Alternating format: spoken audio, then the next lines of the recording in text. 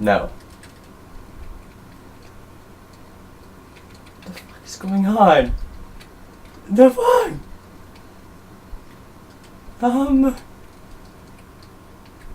Let's follow it backwards. This will be very important later in the story. I'm good. Make sure you study it closely and remember it carefully. You won't want to miss anything.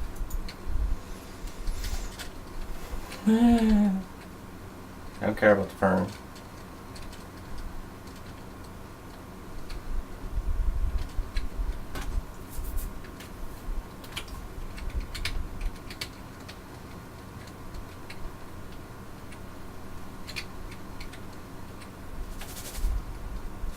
Ow! My hair got caught in the thing, and someone's playing Total War Warhammers.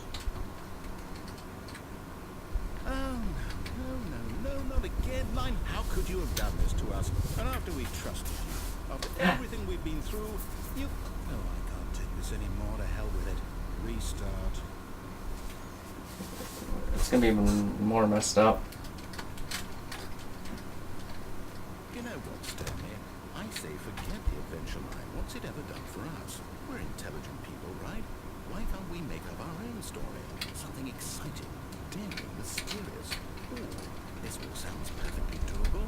Why don't we simply start wandering in, well, I don't know, how about this direction?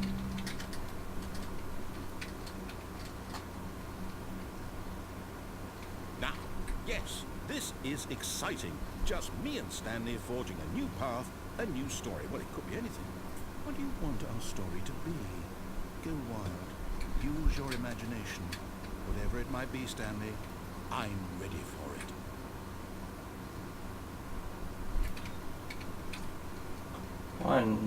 Yeah, that's physically impossible. Why is this happening? Game, you don't even see it stutter. You don't even see it stutter from teleport zones. Oh, no, not you again. Stanley, I'd also like to veto the line from having any role in our awesome new story. No lines or monitor rooms. Just don't acknowledge it, and you should be fine.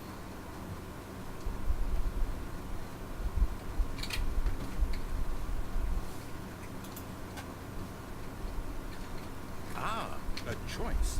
We get to make a decision. From here, the story is in our control. How important we mustn't squander the opportunity.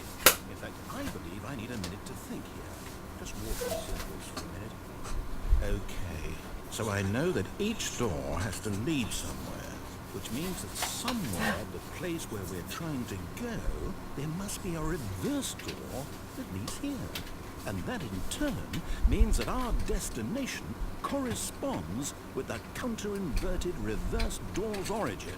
So starting from the right, let us ask, will taking the right door lead us to where we're going? And since the answer is clearly yes, then by all accounts, the door on the right is the correct one. Another victory for logic.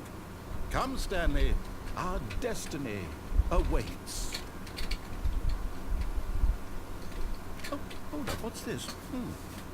The confusion ending. You're telling me that's what this is? It's all one giant ending?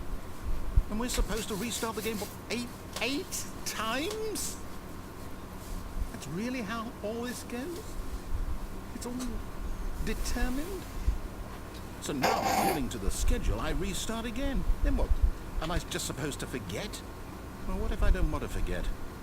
My mind goes blank simply because it's written here. I wonder if that's real time is how much I've been playing it. Wall. That'd be really cool. Who consulted me? Why don't I get to My decide? phone. Maybe I get a say in all of this. Is it really? My It phone. can't be. I don't want it to be. I don't want the game to keep restarting. I don't want to forget what's going on. I don't want to be trapped like this. I won't restart the game. I won't do it. I won't do it. I won't do it. But And the timer stopped? Does that mean, did we do it? Did we break the cycle? The, whatever it is that made this schedule? How do we even know? Will someone I wonder if I could get a no clipping mod to clip through this. 1 second. Guys, I need to check something. I'll probably edit this out. Oops. Yes, you'll see what I'm uploading. The Witcher. I suck at the game. Believe me. So, okay. I guess not. Wait, you know, I suppose in some way that this is a kind of story, wouldn't you agree? I'm not quite sure if we're in the destination or the journey, though they're always saying that life is about the journey and not the destination. So I hope that's where we are right now. We'll find out, won't we? Eventually. Find a bookstore. In the meantime, The end is never the end. The end is never the end. The end is never the end. The end is never the end. all of his co-workers were gone. What could it mean? Stanley decided to go to the meeting room. Perhaps he had simply missed a memo. No matter how hard Stanley looked, he couldn't find a trace of his co-workers.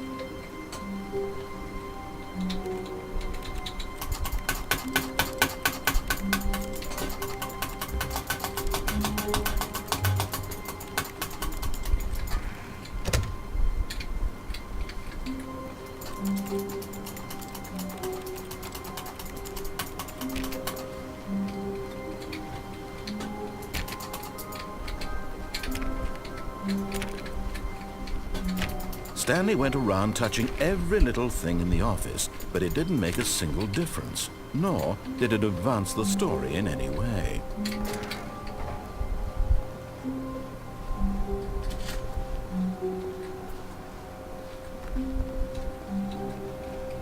When Stanley came to a set of 2 open doors, he entered the door on his left.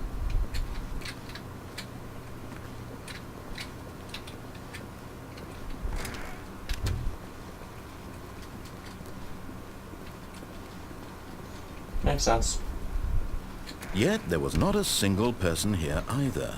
Feeling a Don't get wave fired. of disbelief, Stanley decided to go up to his boss's office, hoping he might find an answer there.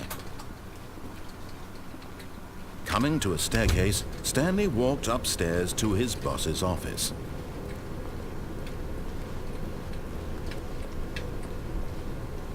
But Stanley just couldn't do it. He considered the possibility of facing his boss, admitting he had left his post during work hours. He might be fired for that. And in such a competitive economy, why had he taken that risk? All because he believed everyone had vanished? His boss would think he was crazy. And then something occurred to Stanley. Maybe, he thought to himself, maybe I am crazy.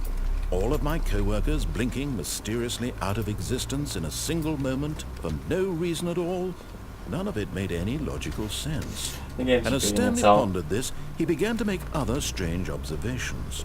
For example, why couldn't he see his feet when he looked down? Why did doors close automatically behind him wherever he went? And for that matter, these rooms were starting to look pretty familiar. Were they simply repeating? No, Stanley said to himself, this is all too strange. This can't be real. And at last, he came to the conclusion that had been on the tip of his tongue. He just hadn't found the words for it. "I'm dreaming!" he yelled. "This is all a dream." Oh, what a relief Stanley felt to have finally found an answer, an explanation. His co-workers weren't actually gone. He wasn't going to lose his job. He wasn't crazy after all. And he thought to himself, I suppose I'll wake up soon. I'll have to go back to my boring real-life job pushing buttons. I may as well enjoy this while I'm still lucid. So, he imagined himself flying and began to gently float above the ground. Then he imagined himself soaring through space on a magical starfield, and it too appeared. It was so much fun, and Stanley marveled that he had still not woken up. How was he remaining so lucid? And then perhaps the strangest question of them all entered Stanley's head. One he was amazed he hadn't asked himself sooner. Why is there a voice in my head dictating everything that I'm doing and thinking? Now the voice was describing itself being considered by Stanley, who found it particularly strange. I'm dreaming about a voice describing me, thinking about how it's describing my thoughts, he thought. And while he thought it all very odd and wondered if this voice spoke to all people in their dreams, the truth was that, of course, this was not a dream. How could it be? Was Stanley simply deceiving himself? believing that if he's asleep, he doesn't have to take responsibility for himself. Okay, I'm gonna Stanley do this is whole as play awake right line, now and then when as this he's ever been in this his line is dead, I'm gonna Now, end this hearing the episode voice here. speak these words was Well, quite when a this shock to when I'm done. After all, he knew for certain, beyond a doubt, that this was in fact a dream. Did the voice not see him float and make the magical stars just a moment ago? How else would the voice explain all that? This voice was a part of himself too. Surely, if he could just... He would prove it. He would prove that he was in control, that this was a dream. So he closed his eyes gently, and he invited himself to wake up. He felt the cool weight of the blanket on his skin, the press of the mattress on his back, the fresh air of a world outside this one. Let me wake up, he thought to himself. I'm through with this dream. I wish it to be over. Let me go back to my job. Let me continue pushing the buttons. Please, it's all I want. I want my apartment, and my wife, and my job. All I want is my life exactly the way it's always been. My life is normal. I am normal. Everything will be fine. I am okay.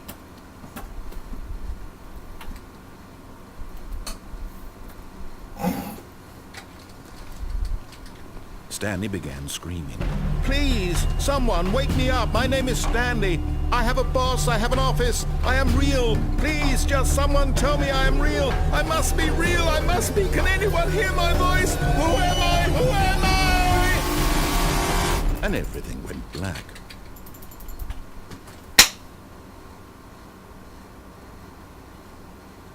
This is the story of a woman named Mariella. Mariella woke up on a day like any other. She arose, got dressed, gathered her belongings, and walked to her place of work.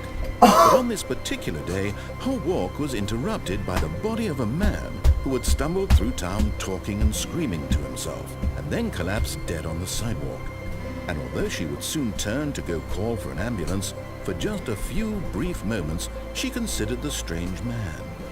He was obviously crazy, this much she knew. Everyone knows what crazy people look like. And in that moment, she thought to herself how lucky she was to be normal. I am sane. I am in control of my mind. I know what is real and what isn't. It was comforting to think this, and in a certain way, seeing this man made her feel better. But then she remembered the meeting she had scheduled for that day, the very important people whose impressions of her would affect her career, and by extension, the rest of her life. She had no time for this, so it was only a moment that she stood there, staring down at the body. And then she turned and ran.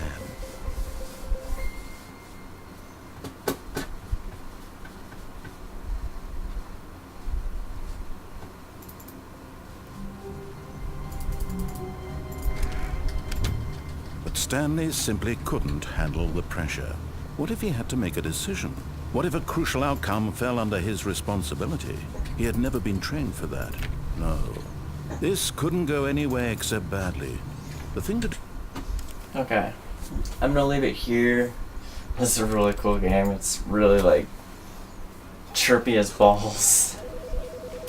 And, like, you can actually see the mouse on the small... You can see it on the small monitor.